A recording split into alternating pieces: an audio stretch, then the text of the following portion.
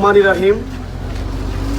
আমি প্রথমেই বলতে চাই, আমাদের চুনারুঘাট মাধবপুর যারা পূর্বপুরুষ ছিলেন, হয়তো তারা কোনো ভালো কাজ করেছিলেন, এই জন্যই আমরা একজন সৎ এবং ভালো মানুষ হিসেবে একজন এমপি পেয়েছি, ব্যারিস্টার সুমন ভাইকে।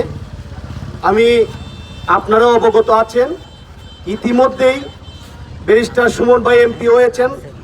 মাত্র 5 মাস হয়েছে।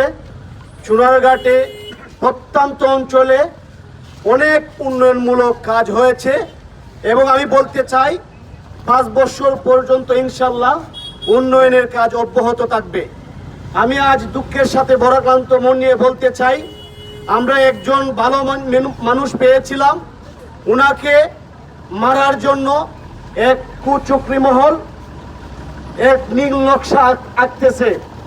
আমি প্রথমেই প্রশাসনকে বলতে চাই, আপনারা শান্ত সুষ্ঠু চুনারুঘাটকে অশান্ত করে তুলবেন না।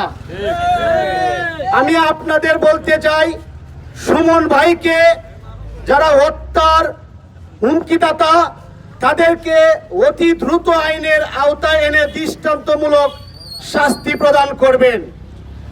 আমি বলতে চাই, সুমন ভাই আমাদের চুনারুঘাট মাধবপুরের শেষ আস্থার স্থল।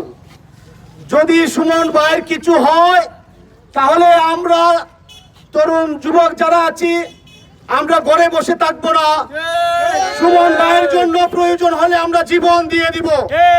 যেহেতু নামাজের সময় হয়ে গেছে, বক্তব্য সংক্ষেপে করার জন্য বলেছেন, আমি 3 নং দেওরবাসীকে আমি ধন্যবাদ জানিয়ে, সুমন ভাইয়ের বিপদে আপনারা পাশে দাঁড়িয়েছেন, ধন্যবাদ জানিয়ে আমার বক্তব্য শেষ করলাম।